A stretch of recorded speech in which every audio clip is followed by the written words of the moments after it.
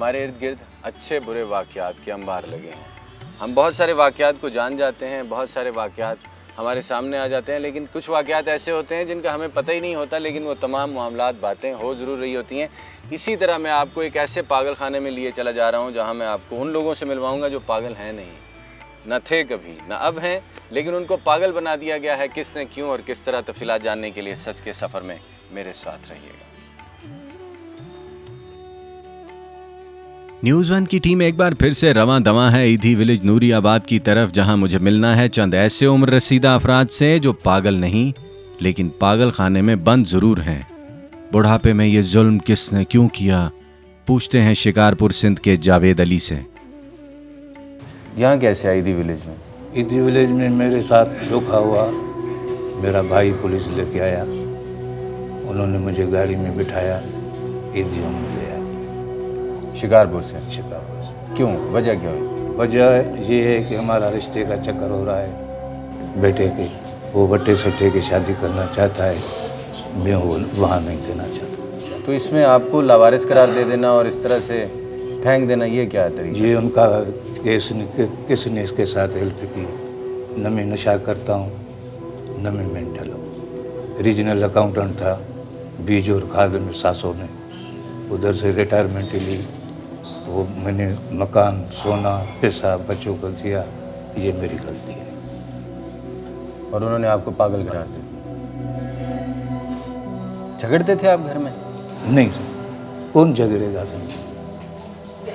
एक दुखियारी माँ है जिसके 3 भाई 2 साल में मरे, जवान बेटी मरी, मैं उनके साथ झगड़ा करूँ?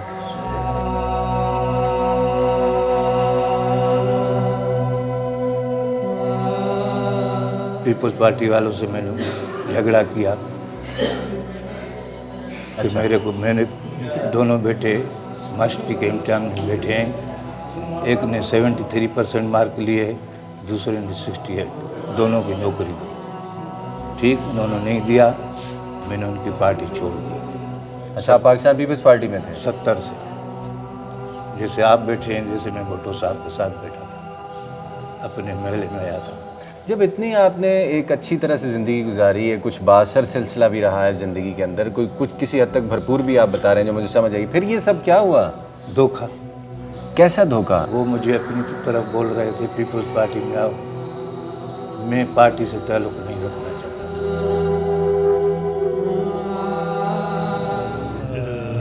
बट्टे सट्टे की शादी और सियासी वाबस्तगी ऐसी रंग लाई कि बूढ़ा जावेद अली जहनी मरीज करार दे दिया गया, और इसके अहले खाना ने उसे ऐसा धुतकारा कि ज़िंदगी में आज तक ना तो ये संभल सका और ना ही इसे इस पागल खाने से निजात मिल सकी।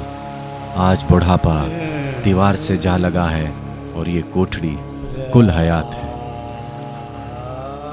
आपको ईदी होम में दाखिल करवाने का जो रीज़न था वो आपका ज़हनी माजूर होना बताया गया? हाँ, पहले बताया कि सिर्फ भंग और गोलियां खाता है, ठीक। फिर आगे चलकर कि ये मेंटल है, रोता भी है, हंसता भी है, हमें गालियां भी देता है। उसके बाद इधर तीसरा उनका हुआ इंटरव्यू। ये आपके बेटों ने किया? बेटो बेगम साहिबा का क्या? बेगम साहबा को बुलाया गया इधर, डॉक्टर साहब ने आर्डर दिया, मेरे फाइल पे लगा हुआ है, मगर उसकी तामील नहीं हुई, उसके सामने बुलाया नहीं गया। अकेले में इंटरव्यू लिया गया और वहीं से गेट से भगा दिया। कितने अरसे से आप अपने बीवी बच्चों से मिले ही नहीं हैं? 30/11/2010। अब आगे क्या चाहते हैं, क्या होना चाहिए? इतने लोग आपको सुनते हैं, ये तो एक देखिए ना अजीब बात है कि ज़हनी माजूर जो लोग हैं उनके वार्ड में हैं और आप नॉर्मल हैं। किसको पुकारें? नहीं, जो इतने सारे सुन रहे हैं आपको, उनको पुकारें। अल्लाह के सिवा हमारा कोई नहीं।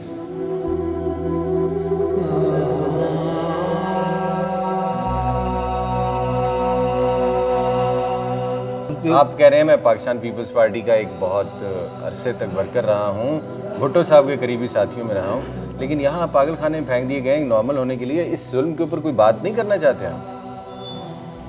क्या बात करूं, दिल नहीं चाहता, ये अलग पहलू है।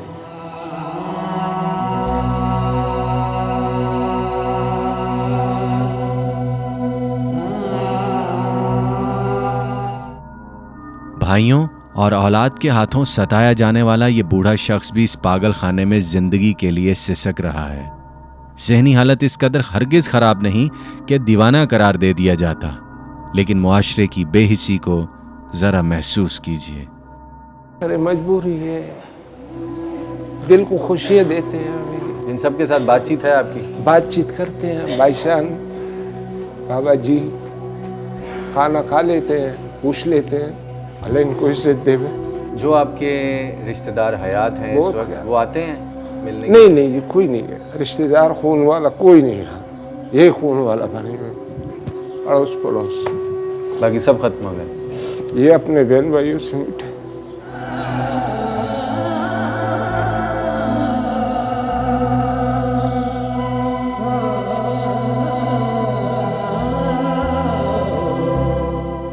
दिल में क्या आता है?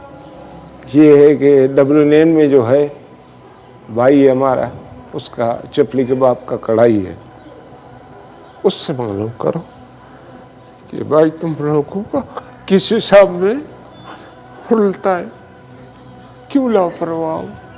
बस कारोबार ठीक है उसका? हाँ हाँ ठीक कारोबार। वो कभी नहीं मिलने आया? नहीं आता है। कि आपको ऐसे क्यों छोड़ दिया? बस यही है कि घरों में रोले गोले, वो घर भी तो अलग अलग है, हर किसी का उनका सबका अलग अलग अपना अपना घर है। बस अपना अपना ईमान जाने वो लोगों का, अभी हम कुछ नहीं बोलते।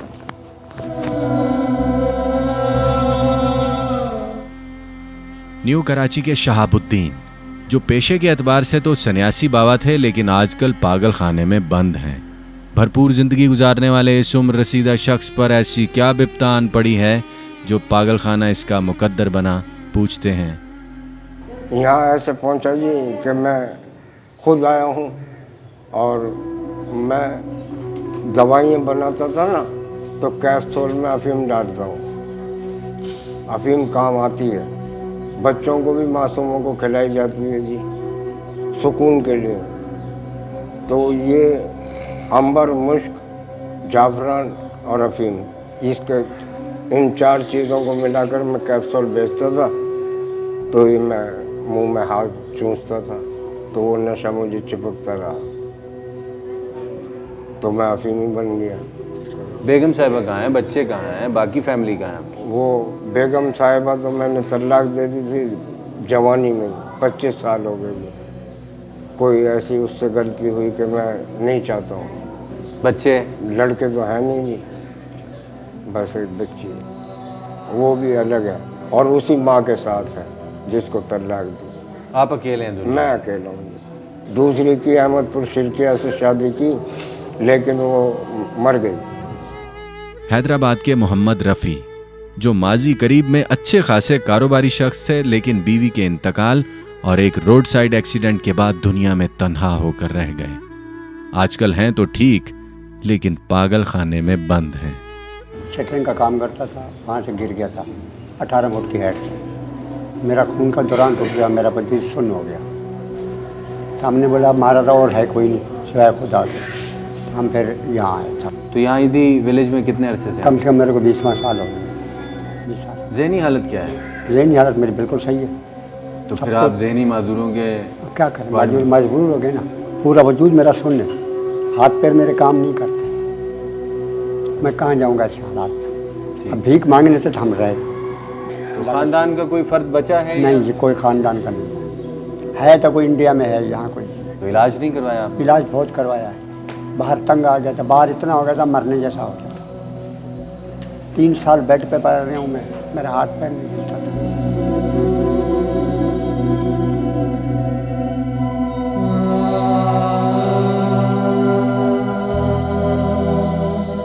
कुछ कहना चाहें सरकार से, मुआशरे से, अपने जैसे लोगों के लिए, अपने लिए तो बात कर। कहना क्या चाहिए आप बताओ? दिल ही नहीं करता किसी चीज़ का, ना कहीं बाहर जाने को, ना कहीं रहने को। खामोशी से अपना यहाँ पड़े रहते हैं। यानी दिल भाई यही है, रिश्तेदार भी यही हैं, बहन भाई भी यही हैं, मुझे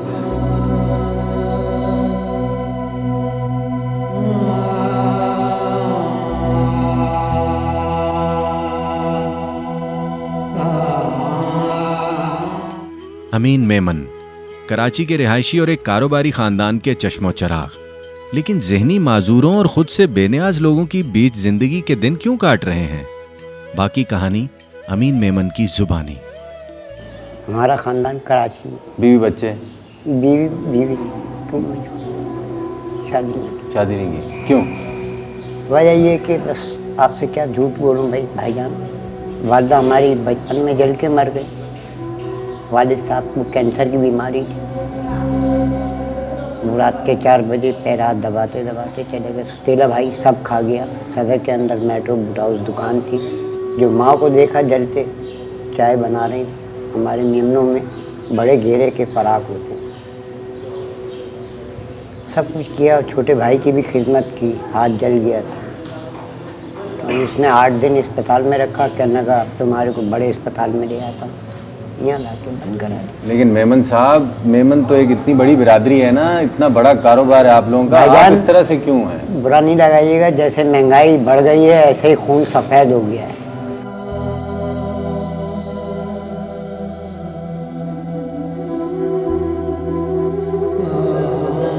ज़हनी तौर पे फिट हैं आप? बिल्कुल फिट हूँ। पागलों के बीच में रहते हैं, क्या किया जाए बड़े साहब, मजबूरी है। जब तक का दाना पानी लिखा है खाएंगे। ज़िंदगी में शिकवा किनसे है आपको इस हालत तक पहुंचने में? इस हालत तक पहुंचने में अपने भाई से।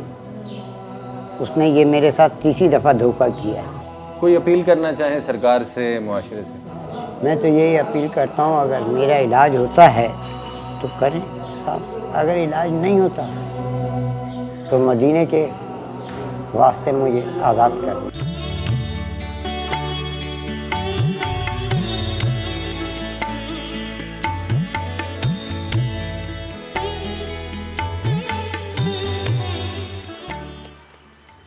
आज के एपिसोड में वो बच्चे और बुज़ुर्ग जो अब तक हमने दिखाए हैं, अगर उनके वरसा उनको देखें तो खुदा के लिए इनको आकर यहाँ से ले जाएं, क्योंकि इनके जो हालात हैं, वहाँ जो मामलात हैं, वो मैं आपको यहाँ नहीं बता सकता।